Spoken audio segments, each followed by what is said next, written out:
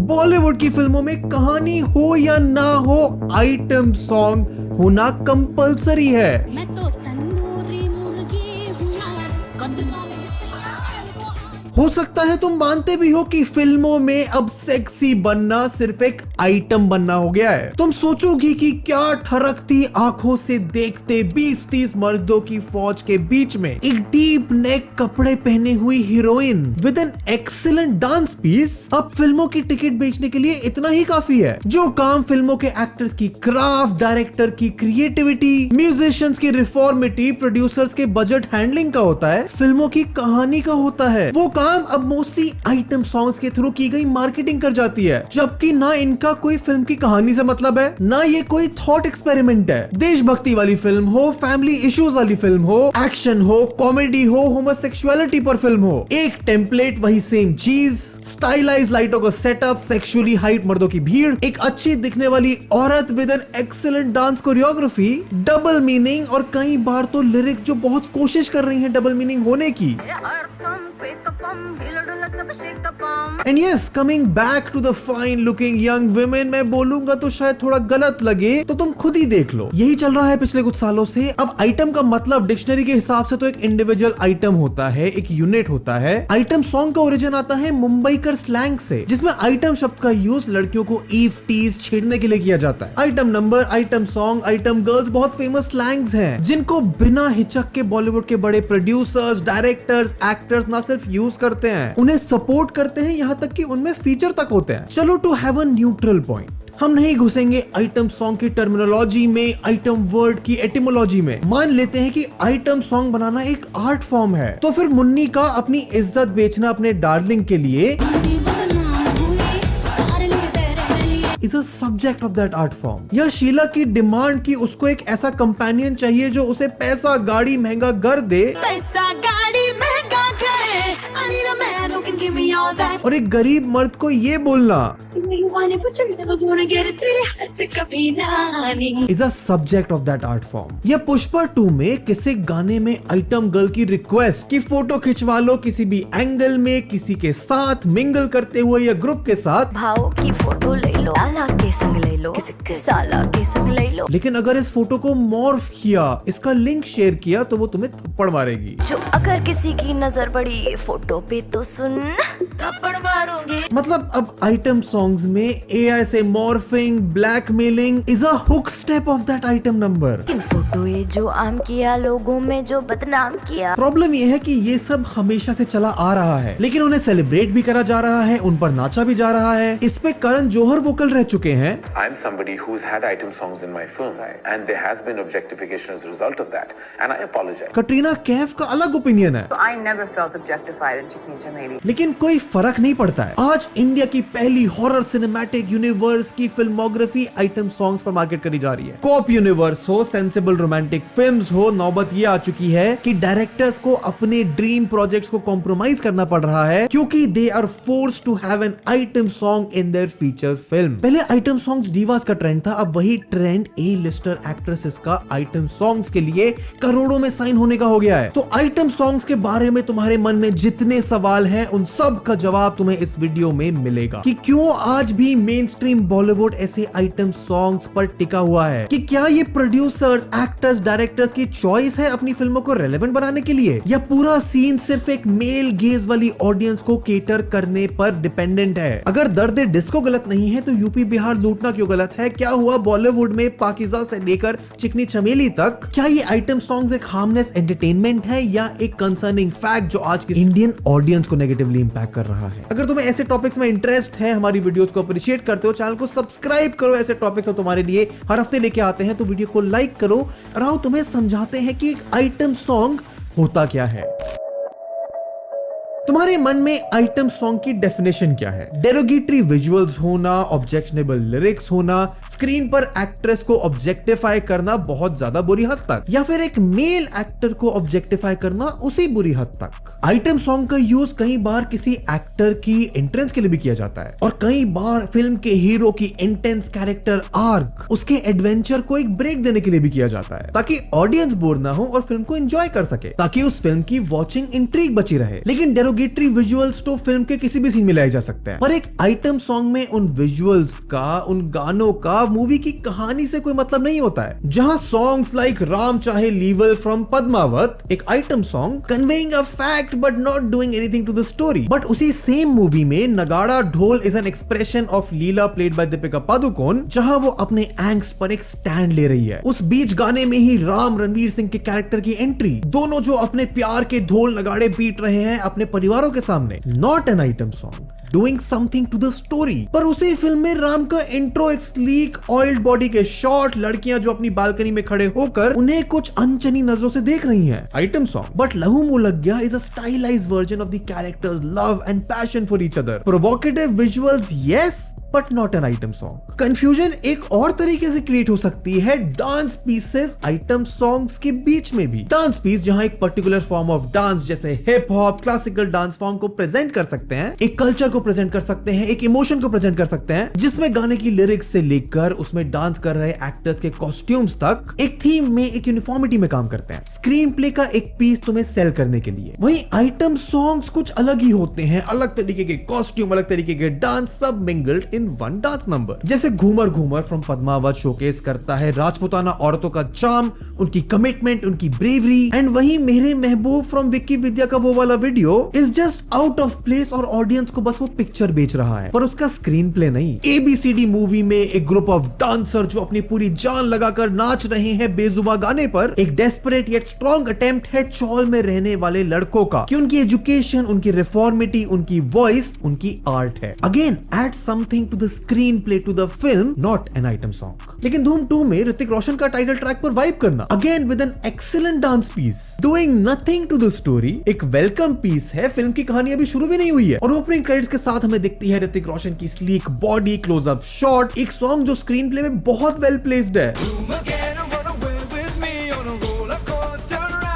ऋतिक रोशन के कैरेक्टर के बारे में धूम फ्रेंचाइज के बीच में एक इंट्रीग लेके आता है, but then again is an item song. और इसी पॉइंट को अगर और एक्सप्लोर किया जाए तो लोग आइटम सॉन्ग के एक और डिस्टिंक्शन में थोड़ा कंफ्यूज हो जाते हैं, क्योंकि उन्हें समझ ही नहीं आता कि item songs is not just a way to objectify and demean women but also men. दर्द डिस्को, मुन्ना बदनाम हुआ, रणवीर सिंह, शाहरुख खान, सभी सेम नॉर्म के अंदर आते हैं। कहानी से कोई मतलब नहीं है, लेकिन कहानी के बीच में बहुत इंपॉर्टेंट जगह है और इन्हीं के ऊपर पूरी फिल्म मार्केट करी जाती है। सीन वही चल रहा है, अच्छे फिजिक वाले आदमी तड़कते भड़कते जिनको औरतें देख रही हैं, और तुम्हें और शौक होगा ये जान के कि ये खेल आइटम सॉन्ग वाला कोई नया नहीं है, चल तो ये 1940s से रहा है। डांसिंग एक्स्ट्रा से लेकर बॉलीवुड शोकेसिंग मुजरा culture in the 70s, item song diva से लेकर आज की एक्ट्रेसेस जैसे कियारा आडवाणी, कृति सनॉ, समांता प्रभु और बहुत सारी ए लिस्टेड एक्ट्रेसेस आज आइटम सॉन्ग्स में फीचर हो रही हैं। एंड अब जब हमें समझ आ गया है कि आइटम सॉन्ग्स क्या हैं और क्या नहीं, तो अब समझने की जरूरत है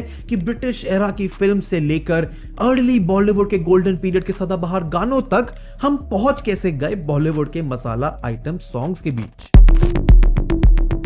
एक चीज जो बॉलीवुड में एग्जिस्ट करती है और बाकी पूरी दुनिया की फिल्मों में नहीं, वो ये कि बॉलीवुड इकलौती ऐसी फिल्म इंडस्ट्री है जो रेगुलरली अपनी मूवीज में आउट ऑफ प्लेस जाकर गाने, डांस पीसेस, बैकग्राउंड सिंगर्स को अपनी स्टोरी टेलिंग में ग्लैमरसली इंक्लूड करती हुई, सेलिब्रेट करती हुई आई है। और आज भी इंडियन फिल्मों की ये यूनिक सॉन्ग और डांस और म्यूजिक वाली थीम्स अपनी फिल्मों की कहानी को भी ओवरशैडो कर देती हैं। फिल्म्स लाइक आशिकी 2 या फिर कुछ गाने जैसे तौबा तौबा एंड बैड न्यूज या फिर बेबी डॉल तक ने इंडियन सिनेमा की one of the best horror films के एक बड़े ही सेंसलेस सीक्वल रागिनी MMS 2 को बना दिया उस साल की सबसे बड़ी हिट्स में। और ऐसे बहुत से केसेस हैं। जलेबी बाई ने डबल धमाल को आइकॉनिक बना दिया, उसका कलेक्शन इंक्रीज कर दिया। तुम रॉय मूवी को आज कुछ भी बोल दो, अंडररेटेड फिल्म या फिर एक excellent story ahead of its time, लेकिन चटिया कलाइयां तो आज भी बारातों में बज रहा है। हाय गर्मी ने बना दिया स्ट्रीट डांसर 3D को, may be not one of the biggest films of the year, but गाना आज भी पॉपुलर है क्योंकि ये गाने हमें आज भी उन मूवी से ज्यादा याद हैं जिनमें ये फीचर हुए थे। और कुछ शायद फिल्मों के तो नाम याद भी ना हो, क्योंकि हमें बस याद है एकॉन, पिटबुल, काइली मिनोग, टाटा यंग जैसे इंटरनेशनल आर्टिस्ट जिनसे हमने यहाँ बुला के आइटम सॉन्ग्स गवा दिए।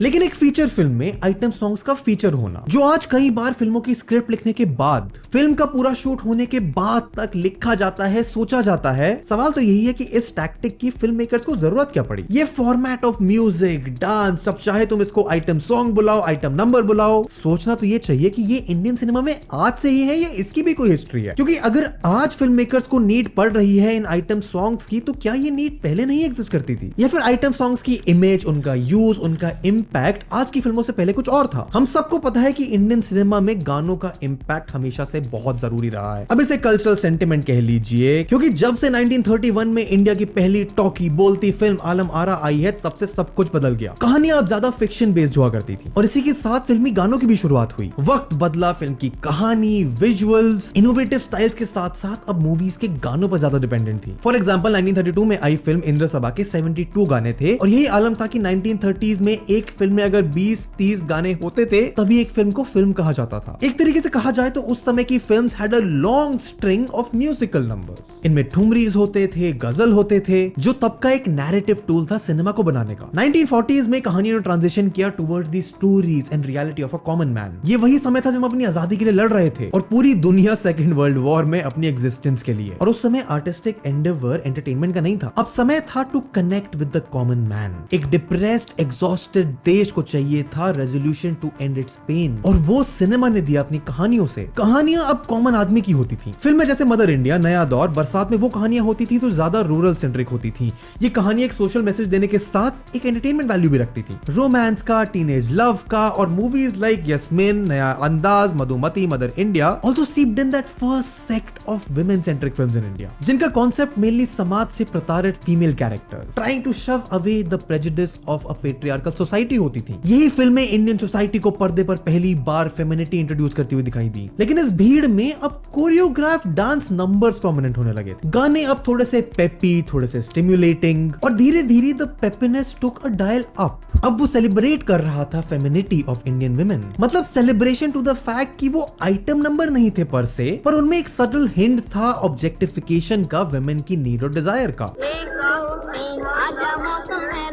कुकू मोरे जो अपने नाम से नहीं बल्कि उस समय की बड़ी बैनर्स की फिल्मों में अपने एक एक्सट्रावेगेंस प्रेजेंस से जानी जाती थी, और उनको टाइटल दिया गया the rubber girl of Bollywood. Films like अंदाज, पतंगा, आरजू, आवारा, लैला मजनू, चलती का नाम गाड़ी एक नया नॉर्म इंट्रोड्यूस करा गानों का, जो मार्केट करे जाते थे कुकू के नाम पर। ये गाने, इनकी पिक्चराइजेशन का फॉर्मेट कभी कैबरे तो कभी एक मुजरा डांस फॉर्मेट में होता था, एंड इसने फिल्म मेकर्स को और फ्रीडम दिया कि वो अपने गानों में नए art forms, dance forms introduce कर सके with more finesse and quality. और इसी के चक्कर में dance numbers with format of Bharatanatyam, Kathakali also एक नॉर्म बन गए। वैजंती माला, वहीदा रहमान जैसे क्लासिकली ट्रेन्ड डांसर्स भी अपनी पहचान बनाने लगे। और 50s और 60s के बाद हिंदी सिनेमा ने एक और ट्रेंड देखा, the hero era of Bollywood. समाज से लड़ता हुआ एक नौजवान, उसका साथ देती उसकी सती सावित्री लव इंटरेस्ट, मार धार एक्शन ओरिएंटेड फिल्म्स, और उसके बीच में एक आइटम नंबर। और एक ट्रेंड आया नए गानों का, उस ट्रेंड का नाम था हेलेन, जो बन गई the face of Bollywood item numbers. Cuckoo के सजेशन पर हेलेन ने अपने करियर की शुरुआत एज अ बैकग्राउंड डांसर करी इन फिल्म्स लाइक शाबिस्तान और आवारा, और 19 साल की हेलेन को अपना पहला ब्रेक मिला in a movie called Howrah bridge.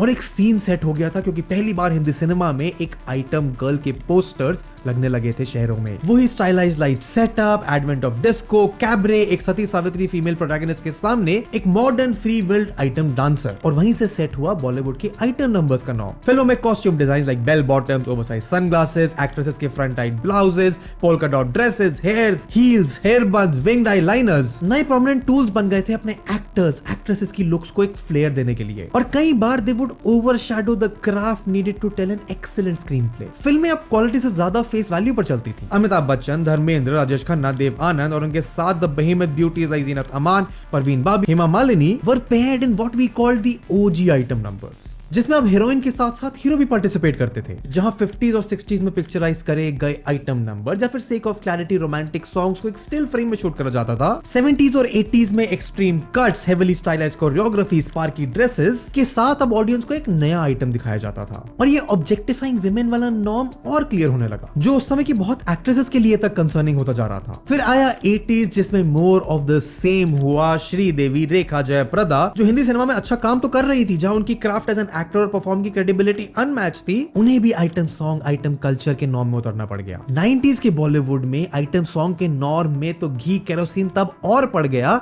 जब ल्यूड लिरिक्स का इंट्रोडक्शन हुआ। शायद पहले के item songs were bearable to some, celebrated by many, शायद इसलिए क्योंकि फिल्म मेकर्स तब गानों की लिरिक्स पर साथ दे रहे थे, लेकिन 90s में तो सॉन्ग राइटर्स, फिल्म मेकर्स ने उसकी हद ही छोड़ दी। 90s में आइटम सॉन्ग और पार्टी सॉन्ग्स के बीच में एक फाइन लाइन होती थी। हर गाना एक आइटम सॉन्ग जैसा लगने लगा। मीडिया नॉर्म में एक कॉन्सेप्ट है पैकेजिंग का, जिसे इस्तेमाल करके हम अपने कंटेंट को प्रिसाइज रखते हैं। उस कंटेंट पर रिसर्च करते हैं, क्या दिखाना है, क्या बोलना है। वो पैकेजिंग जो पहले आइटम सॉन्ग्स की थी, अब या तो सेंसलेस हो गई थी। And I did a song called the Rat Song, where I pull out a big mouse from my pants and chase this girl around saying, "मेरा चूहा तुम्हें काटेगा." या शायद पैकेजिंग थी ही नहीं। फिल्म के सॉन्ग्स ने ये हवा दे दी थी अब क्रैश पार्टी सॉन्ग्स के नॉर्म को। वो एक्ट्रेसेस जो 90s में अच्छा काम करना चाह रही थी, उन्हें भी झोंका गया फिल्म की मार्केटिंग करने के लिए। एक्ट्रेसेस जैसे Raveena Tandon, Urmila Matondkar, Shilpa Shetty were fuel to the item number industry. और 1998 में आई फिल्म दिल से का item number, graceful but still an item number, ने सीमेंट कर दिया एक up and coming model Malaika Arora Khan को एक आइटम गर्ल की तरह। और इस बात को भी सीमेंट कर दिया कि आइटम सॉन्ग बनाना is not just an extension of the musical art but one of the core participants in making a movie a blockbuster. और 2000s में भी the item song were more of a skin show than performance. Demand इतनी थी कि Lara Dutta had to reinvent herself in the item song world. और राखी सावंत ने तो अपना घर तक भेज दिया था अपने गाने परदेसिया की म्यूजिक वीडियो को फाइनेंस करने के लिए। जहां अगर आइटम सॉन्ग उसकी डिमांड इतनी बढ़ गई थी, जहां एक सेंसिबल कहानी में दो सेंसिबल कैरेक्टर्स की, सेंसिबल लव स्टोरी की एक सेंसिबल एंडिंग होनी चाहिए, तो सबके बाद एक इनसेंसिबल आइटम सॉन्ग जरूर चलेगा। वैसे ही टाइप का जो चल रहा था, कई बार actresses who have played a sensible character in the film, a warm loving character in the film, उसी फिल्म के एंड क्रेडिट्स में violently, crashly doing an item number, जो उनकी फिल्म में दिखाए कैरेक्टर के बिल्कुल ऑपोजिट था। 2010s में भी कुछ खास बदलाव नहीं आया। आइटम सॉन्ग के शॉट्स अब और सेक्सुअली सजेस्टिव हो गए थे, लिरिक्स अब और भी ल्यूसिड, और YouTube की पॉपुलैरिटी के बाद जब म्यूजिक वीडियोस और प्रोमिनेंट होने लगी, जिसके बाद एक और भीड़ आई रैपर्स की, म्यूजिक लेबल्स की, जो अपने गानों में सिर्फ न्यू कमर मॉडल्स नहीं बल्कि ए लिस्टेड एक्ट्रेसेस को आइटम सॉन्ग लाइक परफॉर्मेंस में लाने लग गए। और इस सब के बीच में ये सवाल का जवाब तो अभी भी नहीं मिल पाया कि अगर जरूरत नहीं है तो इस मोड ऑफ आर्ट, इस seemingly harmless sense of entertainment को यूज ही क्यों करा जा रहा है, और जब भी किया जाता है तो ये इतना मार्केटेबल है क्यों। और अगर रिस्पॉन्सिबिलिटी ऑफ एन आर्टिस्ट के बेस पर बोलूं तो आज भी कई एक्टर्स हैं जो इससे कंसर्न्ड हैं, लेकिन क्या उन्हें मजबूरन ये सब करना पड़ रहा है। पहले जहां फिल्मों में हिंदी सिनेमा के एक एक्टर्स का इंट्रोडक्शन, उसका री इन्वेंशन उनकी क्राफ्ट, उनके चार्म से होता था, तो वहीं आज फीमेल डेब्यूटेंट्स को मार्केट उनके आइटम सॉन्ग पर करा जा रहा है। तो क्या हमारी डिमांड है एज एन ऑडियंस कि हमें यही दिखाओ तभी हम फिल्म देखने आएंगे, या फिर ये एक ब्रूटली ऑनेस्ट टेक्निक फॉर्मूला है फिल्म प्रोड्यूसर्स, डायरेक्टर्स का कि जो दिखता है हम वही बेचेंगे, there is no need for an reinvention, and इसी से एस्टैब्लिश होती है the hierarchy of item song actresses. एक आइडियल आइटम सॉन्ग एक्ट्रेस का नाम अगर मैं तुम्हें सोचने को बोलूं तो तुम्हारे दिमाग में बहुत नाम आएंगे। कुछ जो अच्छे डांस के लिए जानी जाती हैं, कुछ जो अच्छी एक्टिंग के लिए जानी जाती हैं, जैसे for example actresses like Sushmita Sen, जिन्होंने रिसेंटली पोर्ट्रे करा एक powerful character of a transgender in Taali. उनका इंट्रोडक्शन बॉलीवुड में हुआ था with an item number called Dilbar.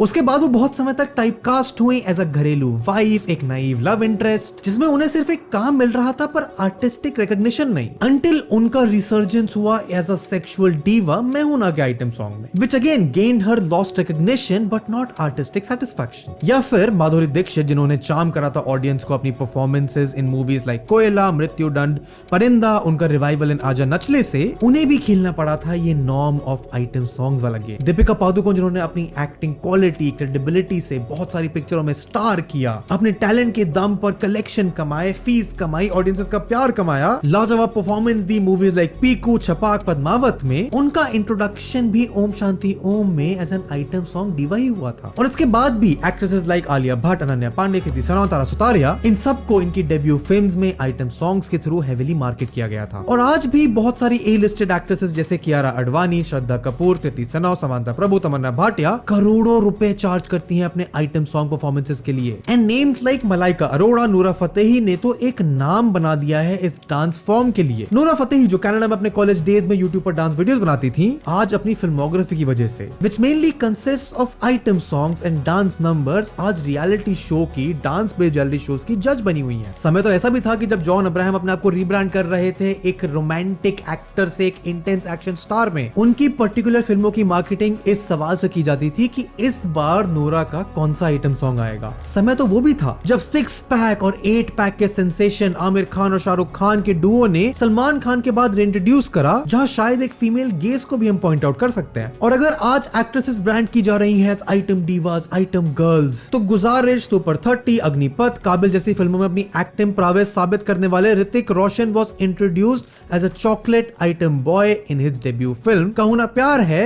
With the famous song एक पल का जीना। सलमान खान भी मुन्नी के साथ डांस करते हुए मुन्ना बदनाम हुआ कर चुके हैं। मुन्ना बदनाम हुआ डार्लिंग तेरे लिए। रणवीर सिंह ने तो पूरा ऑयल चिजल्ड बॉडी का ट्रेंड ले आया था। और अगर बात रही कि ये well informed, well educated, highly paid actors ऐसा करते क्यों हैं, तो इसका जवाब भी शायद बहुत सिंपल सा है कि ये नहीं करेंगे तो कोई और करेगा। 1000 बैठे हैं ये करने को, और अगर 1000 बैठे हैं करने को तो उन्हें ये करने क्यों दिया जाए। अगर पैसा, फेम, रिकॉग्निशन हमें आज के एंटरटेनमेंट स्पेस में 4 जगह से 4 तरीकों से मिल सकता है, जो कि हमारी ब्रांड इमेज से हर उस जगह को इजीली एक्सेसिबल बना देता है, तो हम क्यों ना करें। भले ही क्रिटिकल अक्लेम ना मिले, मजाक बने, टाइपकास्ट हो जाए, फर्क क्या पड़ता है। आज सोशल मीडिया रेलेवेंस गेम में जहां influencers are the biggest players in marketing a brand, एक मूवी, एक नैरेटिव, वहीं पर अगर वो इन्फ्लुएंसर किसी आइटम सॉन्ग पर एक पेड रील बना दे with millions of views, millions of likes, तो आधा गेम वही सेट। जैसे काला चश्मा अपने रिलीज के सालों बाद अचानक से social media, TikTok videos, Instagram reels पर ग्लोबली ट्रेंड हो गया था, और उसकी वजह से बूस्ट मिला आइटम नंबर्स को। 90s के, 80s के, वो सब ट्रेंड हुए। विद्या बालन जिन्होंने अपने करियर की सबसे बड़ी हिट द डर्टी पिक्चर करने के बाद ये बोल दिया था कि वो अब कभी आइटम सॉन्ग नहीं करेंगी। हो सकता है उनका एथिकल रीजन हो उस मार्केट में ना घुसने का, लेकिन वही चिकनी चमेली जैसा आइटम ट्रैक जो शायद कई मायनों में एवरग्रीन है, उसने कटरीना कैफ के करियर को एक बहुत बड़ा बूस्ट दिया था। उसको प्रोड्यूस करने वाले करण जौहर का भी स्टेटमेंट आया, I am somebody who's had item songs in my film, and there has been objectification as a result of that, and I apologize. कि वो अब वुमेन ऑब्जेक्टिफिकेशन को प्रमोट नहीं करेंगे, एंड देन सडनली उनकी प्रोड्यूसर डायरेक्ट की हुई फिल्मों में डेब्यू करने वाले एक्टर्स का मार्केट होना उसी तरीके के आइटम सॉन्ग से। Is may be him trying to understand the notion of an item song, या फिर वो आइटम सॉन्ग के कला को रिब्रांड करना चाहते हैं टू प्रमोट हाइपरसेक्सुअलिटी। लेकिन क्या यही व्यू पॉइंट और फिल्म मेकर्स भी रखते हैं? और हाँ, तो कुछ बदल क्यों नहीं रहा है, बल्कि the norm of item songs या आइटम नंबर्स को बिना रीइन्वेंट करें उनकी क्वालिटी और डिग्रेड हो रही है। फिल्म मेकर जिनका मोटिव ऑडियंस को एंटरटेन करना होता है through good story telling, pacing, musical number, songs, वो आखिरकार क्यों यूज करते हैं ऐसे insignificant tools to promote their films? क्या उन्हें कॉन्फिडेंस नहीं है अपनी आर्टिस्टिक एजुकेशन, अपनी आर्टिस्टिक विजन, अपनी वैल्यूज, अपनी क्राफ्ट में? क्या एक ऑडियंस की डिमांड पूरी करने में एक फिल्म मेकर अपनी क्रिएटिविटी को सैक्रिफाइस करता है, या फिर ये चीजें उनका काम और आसान करती हैं? क्या ये डिमांड और सप्लाई का गेम है, या फिर कन्वीनियंस वर्सेस हार्ड वर्क का? इसका जवाब हमें मिलेगा जब हम समझेंगे कि फिल्म मेकर्स आइटम सॉन्ग्स बनाते ही क्यों हैं। बॉलीवुड की दुनिया बहुत यूनिक है। यहाँ पर रोज न्यूकमर्स की भीड़ लगी रहती है जो फिल्म की दुनिया में ब्रेक करने के लिए कुछ भी करेंगे, और इसका शायद सबसे बड़ा रीजन है the current Bollywood economics and market का सेक्टर, जो ऑडियंस को फिल्में दिखाने में नहीं, उनको फिल्में बेचने में बिजी है। और फिल्म के अराउंड कंट्रोवर्सीज जैसे ऑडियंस का सेंटिमेंट हर्ट हो जाना, किसी एक्टर का उसकी फिल्म रिलीज होने से पहले कुछ स्कैंडलस स्टेटमेंट दे देना, आप जा रहे हो ना फिल्म देखने तो मत जाओ, nobody has forced you. एक एरोगेंट एटीट्यूड शोकेस करना, फिल्म के लीड एक्टर्स की रिलेशनशिप के रूमर्स आना, और एक आइटम सॉन्ग या फिर एक हाइपर सेक्सुअलाइज्ड पोर्ट्रेट गाना एक स्ट्रॉन्ग मार्केट फोर्स होती है। ये सब कंट्रीब्यूट करता है फिल्म के रिलीज के पहले क्या बज़ बना होता है उसके अंदर, जो और अपग्रेड हो जाता है with social media, reality shows पे एक्टर्स के अपीयरेंस, जिनमें आप खुद डायरेक्टर्स भी पार्ट लेते हैं। और सिर्फ प्री रिलीज बज़ ही नहीं, आइटम सॉन्ग के साथ तो फिल्म का पोस्ट रिलीज बज़ भी बना रहता है। और अगर एक टूल किसी भी मूवी को प्रमोट करने करने में इतना इंपॉर्टेंट, इतना पिवटल साबित हो सकता है, तो उस रूल को यूज करने के तरीके में भले ही प्रोग्रेस ना करी जाए, लेकिन उसका धड़ल्ले से यूज करने का एक प्रोमिनेंट एटीट्यूड डेवलप हो जाता है। फॉर एग्जाम्पल, लोकेश कनगराज की एक्शन सिनेमैटिक सीरीज जिसका टाइटल LCU है, की एक हिट फिल्म आई लियो स्टारिंग थलपति विजय, और लोकेश कनगराज को अपनी फिल्म के प्रोड्यूसर से लड़ाई लड़नी पड़ी थी, क्योंकि उनकी डिमांड थी कि थलपति विजय की फीचर करी हुई फिल्म में अगर उनका एक डांस नंबर नहीं होगा तो उस फिल्म को मार्केट करना इम्पॉसिबल हो जाएगा। Why can't we take away the songs? Because they have their marketing value? So more than marketing value, இப்போ அதை ப்ரொமோட் பண்ணுறதுன்னு வச்சுக்கோங்க sir. Now it is like everything whatever you do is pan India sir. அதை கொடுத்தலாமே. ஏன்னா இந்த படத்துல இருந்து நீங்க எதுவுமே கொடுக்க முடியாது. அது ரொம்ப கதையோட்டமா இருக்க படத்துல இருந்து you can't just give anything other than songs to social media and to satellite channels everything. அவ்வளோ பணம் போட்டு இன்வெஸ்ட் பண்ணும்போது they ask me just one request.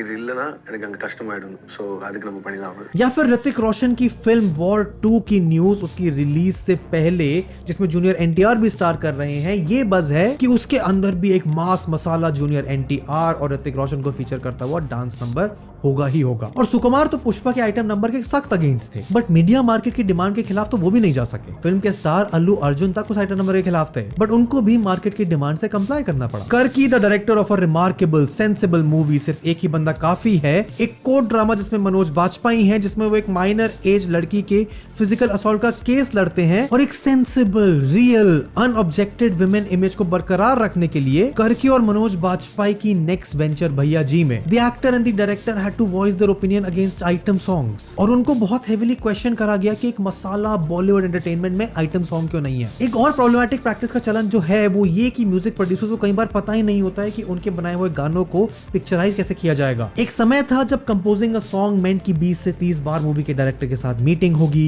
20 से 30 कॉम्पोजिशंस में से डायरेक्टर सिर्फ 1 या 2 फाइनल करेगा, और आज सिर्फ हेफ्टी बीट कॉम्पोजिशन जो थोड़ा सल्ट्री सा हो और आपका गाना तैयार है। कई बार तो गेस्ट कंपोजर्स बुलाए जाते हैं to produce an item song, जैसे रफ्तार, हनी सिंह, बादशाह। इनफैक्ट लिरिसिस्ट तो गाने कंपोज होने के बाद लिखते हैं अब ऐसे वर्ड्स, लिरिक्स जो गाने की कंपोजिशन के साथ इन ट्यून जा सकें। इन गानों को प्रोडक्शन कॉस्ट, सेट डिजाइन जो ना कि फिल्म की थीम से मैच करता है, ना कि उनके कैरेक्टर से, बड़े बड़े कोरियोग्राफर्स को हायर करा जाता है बिग बजट्स पे, सोशल मीडिया पे पेड प्रमोशंस, ऑर्गेनिक प्रमोशन जिसमें बड़े बड़े सेलिब्रिटीज भी पार्ट लेते हैं। पूरी एक इंडस्ट्री बन चुकी है अब इसकी। और जब ऐसे पेडेस्टल पर एक सीमिंगली वल्गर प्रॉब्लमैटिक कंटेंट को इतने बढ़ चढ़कर प्रमोट किया जाता है, इतना कि आइटम सॉन्ग्स के टीजर्स, अनाउंसमेंट्स तो अब ट्रेंड है एक आने वाली नई मूवी को, एक हेवी एक्शन थ्रिलर को, या फिर एक हेवी कल्चरल इंपैक्टफुल मूवी को प्रमोट करने के। तो कैसे ही कोई फिल्म मेकर इस प्रॉब्लमैटिक बिहेवियर से अपने आप को बाहर निकालने की हिम्मत भी कर जाएगा। लेकिन फिर भी इंडियन सिनेमा जो इस दुनिया की सबसे बड़ी एंटरटेनमेंट इंडस्ट्री है, इन गानों का, इस प्रैक्टिस का रिलेवेंस, इंपैक्ट उसकी ऑडियंस पे क्या होता है? क्या इंपैक्ट पड़ता है जेंडर नॉर्म्स पे, सेलिब्रिटी की इमेज पे, उनकी लॉन्जेविटी पे, या फिर क्या ये एक ऐसी प्रॉब्लम है जो जबरदस्ती बना दी गई है फेमिनिज्म के नाम पर, कल्चर नॉर्म के नाम पर, या फिर इसके पीछे एक एक्चुअल बहुत बड़ी प्रॉब्लम छिपी हुई है? 2023 में शाहरुख खान की फिल्म पठान 2 फैक्टर से मार्केट करी गई थी। शाहरुख खान का कमबैक, उनका rebrand as an action star, और दूसरी थी उस मूवी का आइटम सॉन्ग बेशरम रंग, जो प्रमोट हुई अपने स्कैंडल्स के चलते, अपनी बोल्डनेस के चलते। मतलब इस फिल्म को सिनेमा घरों में देखना एक चॉइस नहीं, एक स्टेटमेंट था। उस दौरान एक female influencer Tanvi Geeta recreated the Besharam Rang music video. उन्होंने सेलिब्रेट करा बॉडी पॉजिटिविटी को, लेकिन उनको ट्रोल करा गया एक अनहेल्दी लाइफस्टाइल प्रमोट करने के लिए। और ये इशू कई बार आप अपने सोशल मीडिया के कमेंट सेक्शन में देख सकते हो। When a seemingly innocent, unattractive young लोग अपने सोशल मीडिया पे रील्स डालते हैं to express their body image, their values, उन सबको brutally shut down कर दिया जाता है। लेकिन अगर आप इंस्टाग्राम का डिस्कवर एक्सप्लोर सेक्शन खोल के किसी भी कन्वेंशनली अट्रैक्टिव फीमेल या मेल के कमेंट सेक्शन को जाकर देखो, तो उन्हें उसी सेम चीज के लिए सपोर्ट करा जाता है, सेलिब्रेट करा जाता है। एंड मजे की बात यह है कि ये ऑडियंस सिर्फ इंस्टाग्राम की नहीं, इंडियन सिनेमा की भी है, एक प्राइमरीली मेल डोमिनेटेड ऑडियंस, जिनके लिए the market of lewd, objectified women on item songs एक बहुत बड़ा मार्केट है। और उसमें बहुत बार फीमेल एक्ट्रेसेस को एक डबल स्टैंडर्ड मेंटालिटी को फेस करना पड़ता है। विद्या बालन को बहुत हेवीली जज किया गया सिल्क स्मिथा के परफॉर्मेंस के लिए डर्टी पिक्चर में, और वहीं रणवीर सिंह को सेलिब्रेट करा जाता है उनके आइटम नंबर रामलीला में। दीपिका पादुकोण को कंट्रोवर्सी फेस करनी पड़ी दम मारो दम के सामने में, और एसआर के सेलिब्रेट हुए मनवा लागे में ऑब्जेक्टिफाई हुए, थर्स्ट ट्रैप हुए, क्योंकि वो अपनी 8 पैक एब्स रिवील कर रहे थे। इस आइटम सॉन्ग्स के ब्रांड में अपने आप को रीइन्वेंट करने के लिए तो एक्टर्स रेडी हैं प्रोड्यूसर से लड़ने के लिए, और इस इंडस्ट्री के इकोनॉमिक्स भी कुछ सेंस नहीं बनाते हैं। पुष्पा जैसी मूवी में रश्मिका मंडाना जो फिल्म की हीरोइन थी, लीड थी, उनकी फीस 3 करोड़ रुपए थी।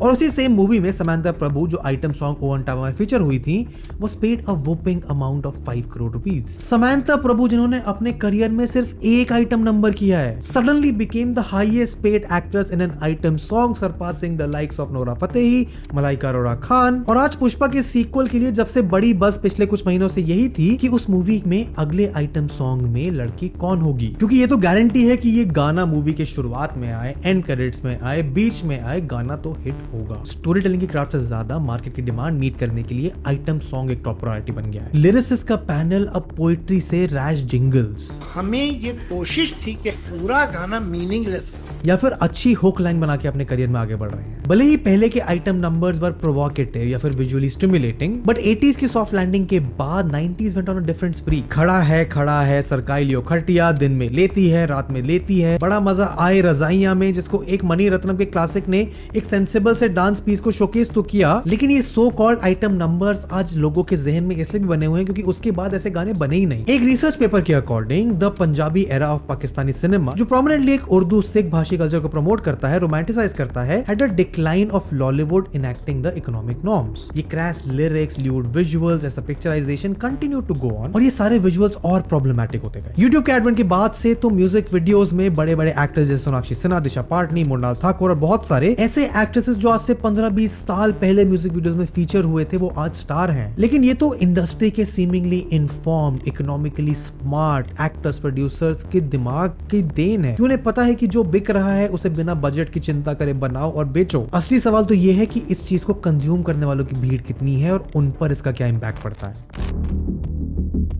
आइटम सॉन्ग कल्चर के इंपैक्ट का अंदाजा इंडिया की ऑडियंस में समझने के लिए हमें एक छोटा सा ट्रिप लेना पड़ेगा हॉलीवुड तक, जहां पे बहुत समय से वुमेन ऑब्जेक्टिफिकेशन एक थीम रहा है, पर उसको कई मायनों में रिफॉर्म भी करा गया है। जहां middle age, free willing, independent women and bad teacher, या फिर एक story of a group of male strippers venturing through age, romance और वैल्यूज मैजिक माइक फ्रेंचाइज में ऑब्जेक्टिफिकेशन से एक बिगड़ता हुआ एक सोसाइटी तो वहां भी दिखता है। लेकिन यहाँ हालात थोड़े और भी खराब हैं, क्योंकि यहाँ पर वो पूरा खेल जानबूझकर खेला जा रहा है, क्योंकि बहुत सारे आइटम सॉन्ग्स में ये themes of sex, profanity, drugs use करी जाती हैं। और बहुत सारे पेरेंट्स जो खुद ग्रो अप हुए इस आइटम सॉन्ग कल्चर के बीच में, उन्हें तो इसमें कुछ प्रॉब्लम ही नहीं लगती है। बहुत सारे चाइल्ड साइकोलॉजिस्ट का मानना है कि क्योंकि बच्चे इंप्रेशनेबल होते हैं और ऐसे कंटेंट से फेमिलियराइज होने के बाद वो डिसेंसिटाइज हो जाते हैं। ये प्रॉब्लम कितनी इंटेंस है इसको शोकेस करते हुए रिद्धि दोषी पटेल, जो एक मुंबई बेस्ड चाइल्ड साइकोलॉजिस्ट हैं, उन्होंने बताया कि उनके पास एक क्लाइंट था जो एक 7 साल की उम्र में एक डांस रियलिटी शो के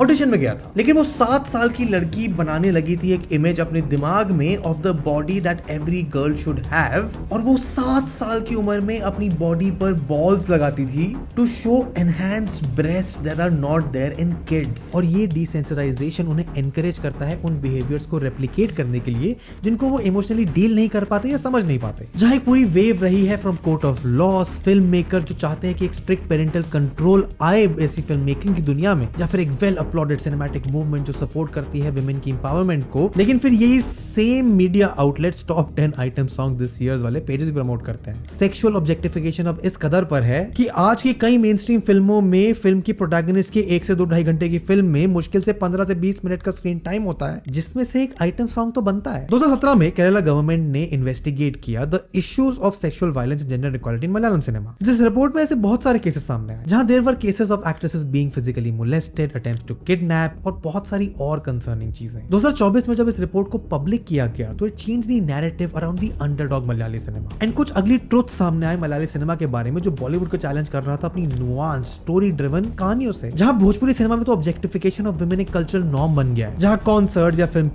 प्रमोशंस कम कुछ और ही लगते हैं। जहां आज आइटम सॉन्ग्स को भारतीय मर्द 2 तरीके से ऑब्जेक्टिफाई करते हैं। एक सेट जहां item songs are just plain stimulating entertainment, जो शायद असली ऑडियंस रही है इन आइटम सॉन्ग्स की, और दूसरी तरफ कुछ मर्दों की कम्युनिटी इन गानों के कल्चरल डेक पर बांध देती है और उसका व्यू पॉइंट होता है टू रिग्रेस वुमेन, कि ये हमारे कल्चर के खिलाफ है, and there is no such objectification to men being in item songs and no such reactions either. Tripti Dimri जिन्होंने बुलबुल, लैला मजनू और कला जैसी क्रिटिकली अक्लेम्ड मूवीज की, बट आज तृप्ति दिमरी को भाभी 2 के टैग से अपना फेम मिला है। आप रोए कभी? बहुत रोई थी। एनिमल के बाद I was really, I think 2-3 दिन तो मैं काफी रोई थी। Crash, insensitive. जिम्मेदारी की बात की जाए तो बहुत पेशेंस से, शायद रिस्क लेकर हमें एज ऑडियंस ऑडियंस और फिल्म मेकर्स को चेंज होना होगा, या फिर एक ऐसे बड़े इवेंट का जो शायद अनफॉर्चुनेट हो उसका वेट करना पड़ेगा जहां जबरदस्ती रिफॉर्म आए, जहां अब item songs are not subtle anymore, not just the visuals but even the marketing of it. तो क्या आने वाले समय में चेंजेस आएंगे, चाहे अच्छे या बुरे? और ये आइटम सॉन्ग्स की प्रथा जो कई दशकों से चल रही है, क्या कभी बदलेगी भी? एक छोटी सी उम्मीद इस चीज से मिलती है कि जहां फिल्मों के फॉर्मेट बदल गए, एक्टर्स रीब्रांड हो रहे हैं, फिल्मों की कहानियों पर एक्सपेरिमेंट्स किए जा रहे हैं, वहीं the norm of item songs has just been the same पिछले 50 सालों में। हाँ, 90s में इला और उनके गाने के लिरिक्स बहुत ल्यूसिड होते थे, लेकिन एक रीजनल लिंगो भी होता था। वो ल्यूसिड नॉर्म्स जो आज थोड़ा प्रोग्रेसिव है, जहां आज बॉलीवुड अपने 90s के नॉस्टैल्जिया, पुरानी फिल्मों के रीमेक्स, पुराने गानों के रीमेक्स अब ट्रेंड पर हैं, और ले देकर इसका अंत शायद बॉलीवुड के अंत के साथ ही हो। फिल्मों का बिजनेस जहां सब रेस में लगे हैं spotlight, recognition, box office revenue के, और उसका एक ऐसा टूल जो किसी ब्रह्मास्त्र से कम नहीं है, सालों से फिल्म को प्रमोशन, मार्केटिंग दे रहा है, बड़े प्रॉफिट्स दे रहा है, फेम, रिकॉग्निशन, लॉन्जेविटी दे रहा है। तो शायद सच यही है कि इस पे भले ही कितनी कमेंट्रीज हो, एक यूट्यूबर आपको समझाए, केसेस लड़े जाए, पेरेंट्स की गुहार हो, फिल्म मेकर्स की गुहार हो, एक्ट्रेसेस को ऑब्जेक्टिफिकेशन हो, उनकी परेशानियां हो, अनफॉर्चुनेटली शायद आगे भी वही हो जो सालों से होता आ रहा है। क्योंकि समझने की बात तो यह है कि फिल्म ऑडियंस दो तरीके की होती है, एक जो सिनेमैटिक होते हैं, जिनको फिल्मों से प्यार होता है, जो शॉट के कंपोजिशन, एक्टर्स के लुक, मूवी का स्टाइल, डायरेक्टर्स की विजन सब नोट करते हैं, या फिर एक दूसरे तरीके की जो 9 से 5 अपनी जॉब में जाते हैं, फिल्मों को अपने जीवन से एक एस्केप मानते हैं, उन्हें बस एंटरटेनमेंट चाहिए। Why doesn't Hindi cinema work? But when you go to small town, उनको देखना है सलमान का शोरी बनना, उनको देखना है शाहरुख लंदन में डांस कर रहा है ऐश्वर्या के साथ, उनको वो देखना है, तो क्यों होगा वो फिक्स? नहीं होगा। या फिर पुष्पा 2 के प्रमोशन में एक बहुत ही वल्गर लिरिक वाला हिंदी गाना आता है जिसपे मिलियंस में व्यूज आते हैं। अजीब लगेगा कि गंदी बात फ्रेंचाइज और राजकुमार राव की सीरीज बोस डेड और अलाइव एक ही स्टूडियो की देन है। सच तो यही है कि देखने वाले देखेंगे और वही देखेंगे जो वो देखना चाहते हैं, लेकिन इस बीच में कम्युनिटी वो भी है जो अच्छा सिनेमा देखना चाहती है। ये वही कम्युनिटी है जिसके लिए आइटम सॉन्ग्स एक हार्मलेस एंटरटेनमेंट भी है। और अगर हम रजनीकांत को भारत में सिगरेट स्मोकिंग की एपिडेमिक के लिए, जॉन अब्राहम को इंडियन यूथ की अनहेल्दी बाइक और रैश ड्राइविंग कल्चर के लिए, सलमान खान और संजय दत्त को आर्टिफिशियल बॉडी की एपिडेमिक बनाने के लिए ब्लेम नहीं कर सकते, तो शायद हम आइटम सॉन्ग में काम करने वाले लोग, उनकी एक्ट्रेस, उन्हें बनाने वाले प्रोड्यूसर्स, डायरेक्टर्स, म्यूजिशियंस को भी ब्लेम नहीं कर सकते, क्योंकि अल्टीमेटली वो बेच तो वही रहे हैं जिसका हमें खरीदने का मन है। तो मुझे बताओ तुम आइटम सॉन्ग्स के बारे में क्या सोचते हो, तुम्हारा पर्सपेक्टिव इस वीडियो के बाद क्या है, नीचे कमेंट्स में। तुम यहाँ तक आ गई यूट्यूब पर, तुम कहता है कि तुम्हें ये वीडियोस और पसंद आई, यहाँ पर पूरी एक प्लेलिस्ट है ऐसी और डीप डाइव्स की, चेकआउट करो, चैनल को सब्सक्राइब करो, वीडियो को लाइक करो, and I will see you in the next one. Good bye.